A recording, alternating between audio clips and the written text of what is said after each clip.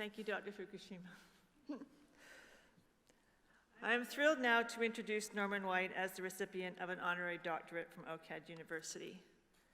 Norman is a founding figure in the electronic and robotics arts movement and has been instrumental in media art education at OCAD.U. Originally intending to study science, Norman exemplifies how art can change one's life in an instant. Soon after having graduated from Harvard with a degree in biology in 1959, he began to take painting classes at the storied Art Student League in New York City. But it was when he brought his passion for electronics together with art that he began to produce the work for which he is now so well known.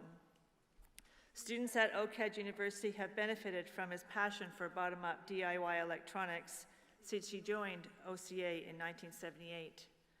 Norman demystified science and technology for students through real-life examples that made electronics accessible to those who might otherwise have been intimidated by its complexity. With a focus on obsolete technologies that were destined for landfills, students learned the sustainable techniques for production, countering assumptions that newer is better. Parallel to teaching, he has been building a significant reputation as a media artist since 1969, when he produced First Tighten Up on the Drum, an early cellular automata experiment that used several hundred early vintage digital integrated circuits. This work, as well as Dervish, Kaleidoscope Calliope, and several drawings of a robotic work titled Facing Out, Laying Low, are part of the collection of the National Gallery of Canada. The Canada Art Bank also features many holdings of Norman's work. Norman is acknowledged as a founder of telematic art, art that relies on telecommunications transmissions for its completion. New media art historian Ed Shankin has noted that he was one of the first artists, not just in Canada, but in the world, to use computer networking as an art medium. In 1990, Norman won the Prix Ars Electronica, an awarded distinction for the helpless robot, and the Petro-Canada Award in 1995. In 2008, he received the De-Develop Digital Art Award, established in 2005 in Berlin to honor the most important artists in the area of digital art. And in 2018, he received the Digital Media Pioneer Award from George Brown College.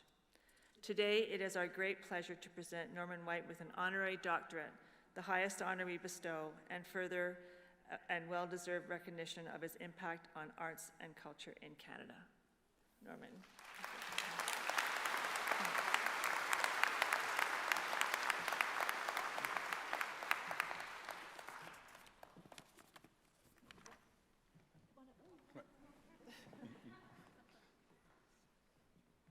Perfect. On behalf of the Senate of OCAD University, I confer upon you, Norman Triplett White, the degree of Doctor of Fine Arts, honoris causa, with all the rights and privileges thereunto appertaining. Congratulations, Dr. White.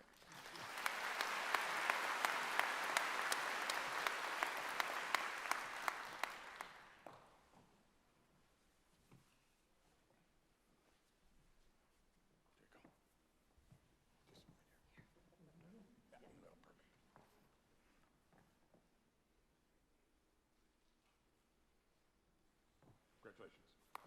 Thank you. Speech time? Yeah, speech time. There it is. Thank you.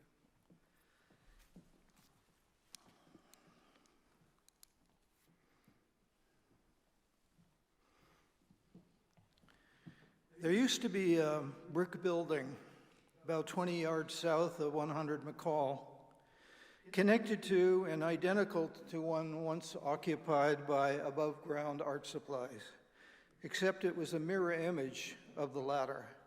You could say it was half a duplex. Behind the building, whose address was 76 McCall, was a dusty, unpaved parking lot, presided over by a tanned, stalwart old man with a wide-brimmed straw hat and a big stick, and who looked a lot like Pablo Picasso. His job was to chase away anyone who tried to park there without an up-to-date Ontario College of Art sticker on their windshield, which he did with much ferocity. The ground floor of 76 McCall was occupied by an OCA-supported art gallery.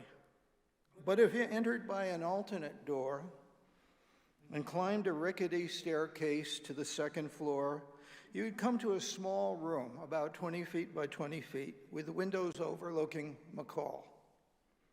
On a table, you would see a single computer. Such was the original home of the Photoelectric Arts Department, later called New Media, now called Integrated Media. The chair of this department was Richard Hill, who came from an advertising background. His research led him to become heavily influenced by culture guru Marshall McLuhan, who gathered people like Richard around him in weekly meetings in a coach house tucked away in a back alley of the University of Toronto.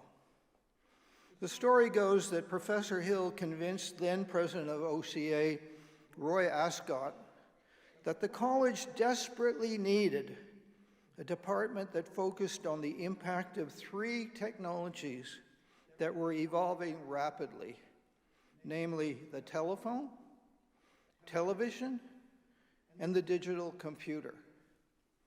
It was Professor Hill's contention that these technologies were in the process of merging, and that the merger's inevitable clash with human culture would be immense, possibly catastrophic.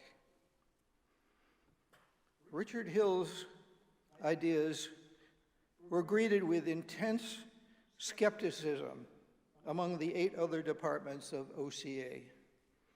It didn't help that he would rave to anyone who would listen about his vision, coming across as a self-righteous messiah. He is totally nuts, other chairs at OCA would mutter.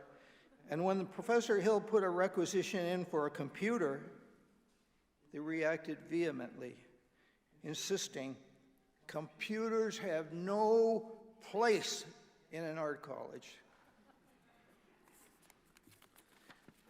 Incoming students tended not to be so resistant. Enrollment in the Photoelectric Arts Department was small at first, attracting about 20 students a year, but its smallness encouraged a strong sense of belonging. Richard Hill's words made sense to them. It helped that the program was not merely about learning how to program a computer or how to design and build electronic circuits, but also, and more importantly, about probing and critiquing digital technology's ongoing impact on the many different aspects of human culture. I joined the Photoelectrics Arts program in 1978. Originally a painter, I had been bitten by the electronic bug 10 years earlier and had built a number of kinetic artworks whose unpredictable behavior derived from digital circuitry and microcomputer programs. On seeing my resume, Professor Hill hired me without hesitation. And so it came to be that I started passing on my self-taught understanding of electronics to a handful of OCA students in the little room on the second floor of 76 McCall. It may well have been the first time electronics was taught as part of a formal college course anywhere in the world. Fast forward to 1983. Computers are now appearing throughout the college. In tech studies, for instance, a computer helps to generate electronic music.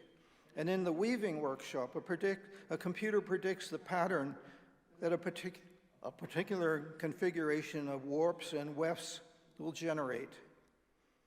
76 McCall is long gone, and the building having been condemned and leveled.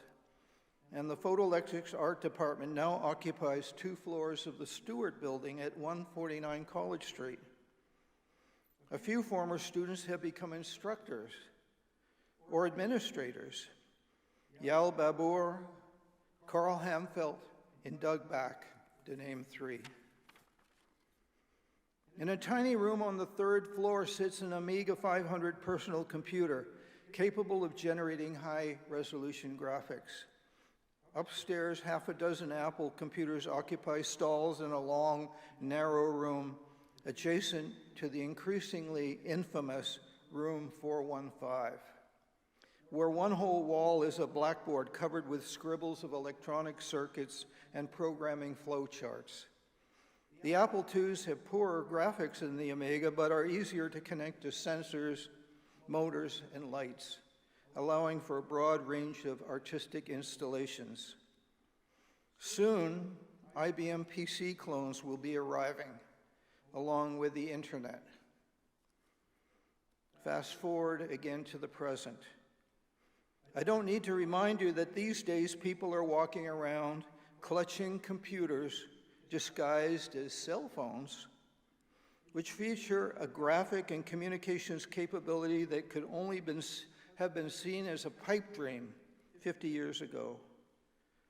At OCAD University, the probing of their cultural impact continues at an ever more urgent pace.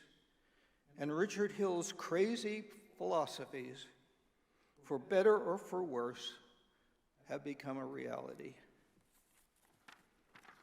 If there's a lesson to be learned from all of this, it's perhaps that you should not become discouraged if your fledgling startup is housed in a small room in a crumbling old brick building with a dusty parking lot out back.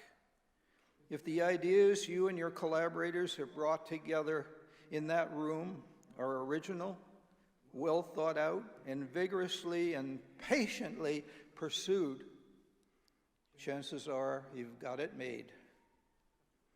As for me, there were many days during my 38 years of teaching when, surrounded by some of the most joyfully creative people of my time, I would marvel to myself, wow, I actually get paid for this? And now, on top of all that good fortune, here comes an honorary degree. Will wonders ever cease? Thank you, OCAD.